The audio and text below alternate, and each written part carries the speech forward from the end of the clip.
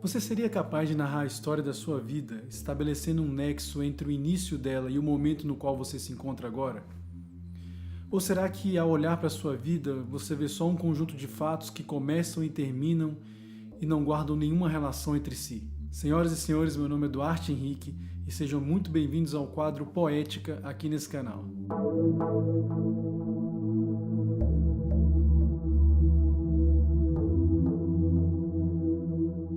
Outro dia eu assisti um vídeo interessante do Jordan Peterson a respeito de casamento. Num dado momento do discurso, ele apresentou um conceito bastante interessante: continuidade narrativa. E o que seria essa continuidade narrativa?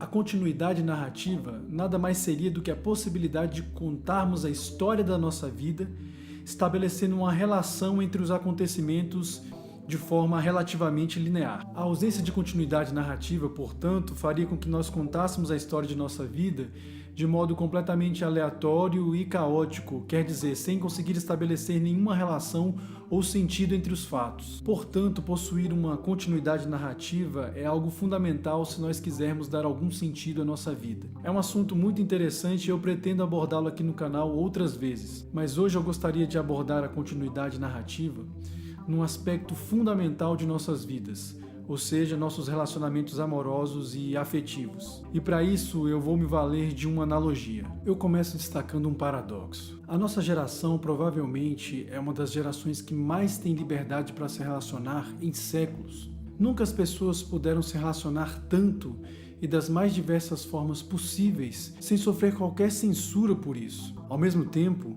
as pessoas nunca se sentiram tão vazias. Eis aí então o paradoxo: as pessoas nunca se relacionaram tanto e ao mesmo tempo foram tão insatisfeitas. Parece que quanto mais nós nos relacionamos, mais vazios nós nos sentimos. E um dos motivos do porquê isso acontece eu atribuo a um fenômeno que eu denomino de geração primeira fase.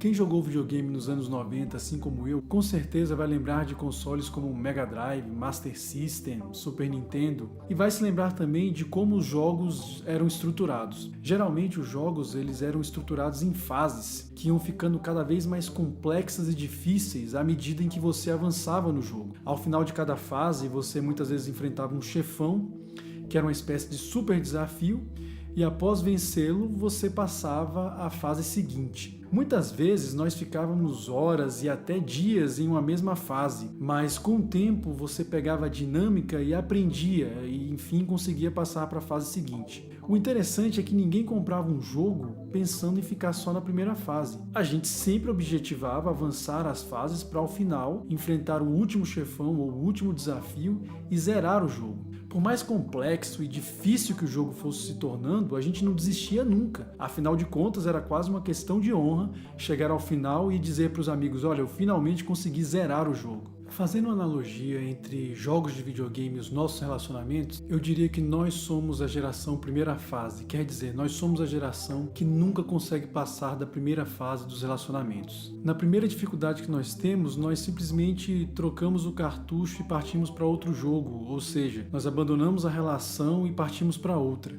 Nós nos tornamos especialistas na primeira fase de vários jogos, mas nós nunca conseguimos avançar para as fases seguintes. Os nossos relacionamentos são cada vez mais superficiais, são cada vez mais primeira fase. Dificilmente eles contêm elementos que nos levem às fases seguintes, cada vez mais complexas e difíceis, porém mais profundas e que nos conduzem ao objetivo do jogo. Os relacionamentos que nos permitem estabelecer uma continuidade narrativa verdadeira são aqueles que avançam para as fases seguintes, quando ao final enfrentamos desafios e passamos para as outras fases. Quem tinha um monte de cartuchos, mas nunca chegava ao final de jogo nenhum, era muito mais insatisfeito do que alguém que às vezes possuía um ou dois, mas que chegava até o final de cada jogo.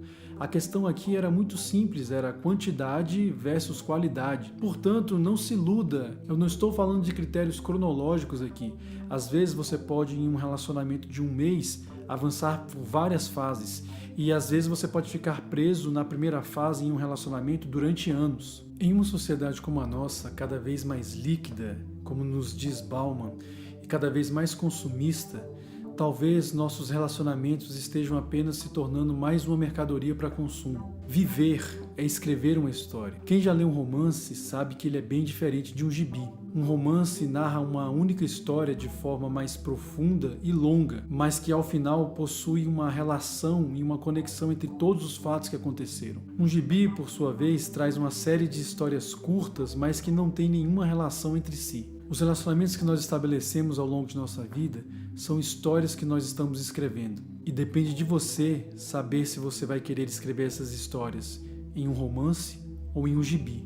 Valorize as pessoas que passarem por sua vida, porque de uma forma ou de outra, são elas que vão te ajudar a estabelecer a narrativa da sua vida. A geração primeira fase é uma geração que só consegue escrever gibis. Romances são para aqueles que querem avançar para as outras fases dos jogos e encontrar novos desafios. Senhores, sobre esse assunto é onde o xadrez da minha vida se encontra no momento. Se você gostou desse vídeo, eu te peço que você compartilhe essa mensagem, se inscreva no canal, deixe seu gostei, lembrando-se sempre de uma coisa: o movimento de uma única peça, no caso, como você irá escrever a história dos seus relacionamentos, pode decidir um jogo inteiro, no caso, a narrativa da sua própria história.